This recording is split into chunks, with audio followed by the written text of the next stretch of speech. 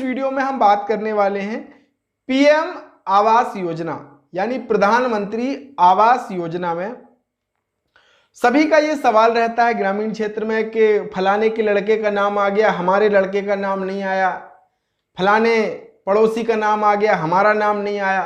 ये एक चीज रहती है।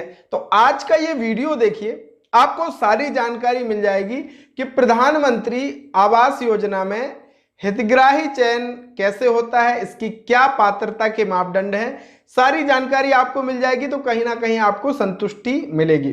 और कब आपके पास मौका रहता है कि आपका नाम भी पीएम आवास योजना में जुड़ जाए, यह भी मैं आपको बताने वाला हूं। तो पूरा वीडियो जरूर देखिए और चैनल पे अगर नए हैं तो सब्सक्राइब जरूर कर लेना, हमारे आने वाले वीडियो बहुत ही काम के होने वाले हैं। तो चलिए शुरू करते हैं।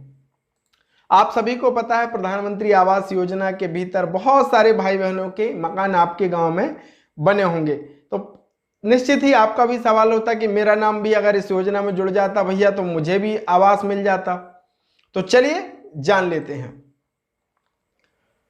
योजना कब शुरू हुई थी। 20/11/2016 को ये स्कीम शुरू हुई। अब हितग्राही चयन के दो तरीके हैं। पहला, सामाजिक आर्थिक एवं जातिगत सर्वेक्षण वर्ष 2011 के आधार पर हितग्राही का चयन होता है। साथ ही साथ आवास प्लस, दूसरा जो तरीका है आवास प्लस का सर्वेक्षण के माध्यम से भी हितग्राही का चयन होता है।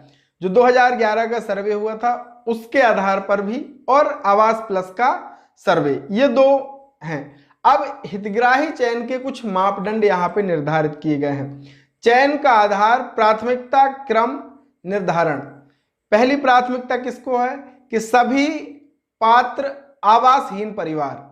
द्वितीय प्राथमिकता किसको है कि 0 कक्ष का कच्चा आवास श्रेणी में वर्गीकृत है। तीसरी प्राथमिकता है कि 1 कक्ष कच्चा और आवास श्रेणी में पंजीकृत। चौथी प्राथमिकता जो मिलती है क्रमशः 2 या 3 रूम कच्चा आवास एवं सांसद आदर्श ग्राम योजना या प्रधानमंत्री आदर्श ग्राम योजना के अंतर्गत चयनित ग्रामों में पात्र हितग्राही और रूल 1 क्लस्टर के ग्रामों के पात्र हितग्राही।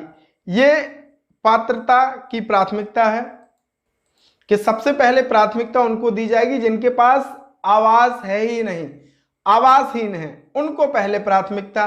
फिर 0 कक्ष जिनका कच्चा आवास है उनको प्राथमिकता, इस तरीके से।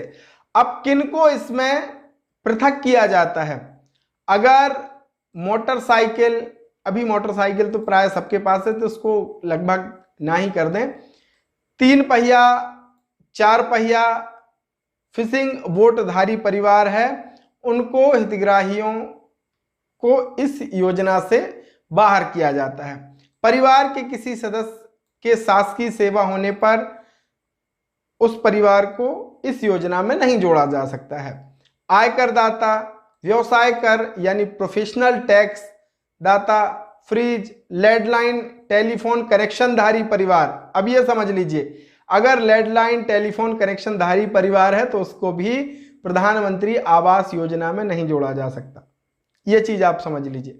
पलायन कर चुके परिवार, मृत होने पर अथवा स्वतः समावेश या कम से कम 1 श्रेणी वंचित में न आने पर, या पूर्व में किसी अन्य योजना से लाभ प्राप्त कर चुके अथवा स्वयं के द्वारा आवास निर्माण कर लिया हो। यह बहुत महत्वपूर्ण पॉइंट है कि भैया अगर पहले जो योजना चलती थी कि इंदिरा आवास योजना, इससे अगर आपको फायदा मिल गया है या फिर स्वयं के द्वारा आवास निर्माण कर लिया गया हो तो उनको भी प्रधानमंत्री आवास योजना में नहीं जोड़ा जा सकता, उनको इस योजना से पृथक किया जाएगा।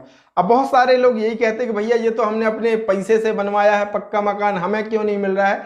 तो एक ये भी है पृथक करने का मापदंड कि पूर्व में किसी अन्य योजना से लाभ प्राप्त कर चुके हैं या स्वयं के द्वारा आवास निर्माण कर लिया गया हो।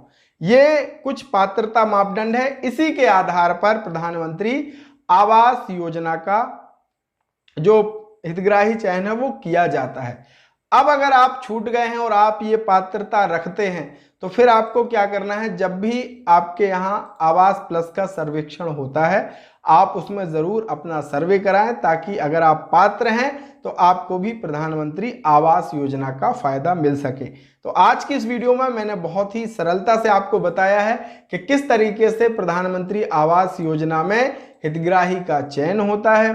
अब जो आपके मन में भ्रम था कि पड़ोसी का हो गया, हमारा नहीं हुआ, तो हो सकता है कि जब सर्वेक्षण हुआ हो आपके पास जो पात्रता मापदंड है आप उसके पात्र ना रहे हो, यह भी एक कारण हो सकता है। तो जो पात्र होते हैं, जो पात्रता मापदंड किसी भी योजना के निर्धारित किए गए हैं, अगर आप उनको पूरा करते हैं तभी आपका स्कीम में नाम जुड़ता है।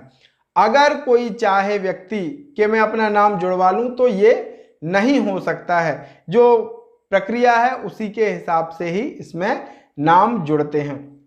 बहुत सारे भाई बहनों ने मुख्यमंत्री लाडली बहना आवास योजना के भी आवेदन किए हैं और आशा करते हैं जल्द ही उनमें वेरिफिकेशन की प्रक्रिया होकर के उसमें भी माताओं बहनों भाइयों के आवास का निर्माण होगा। बहुत बहुत धन्यवाद जयराम जी की। हमारे साथ जुड़े रहिए ताकि ऐसे ही अपडेट आपको मिलते रहें। बहुत बहुत धन्यवाद।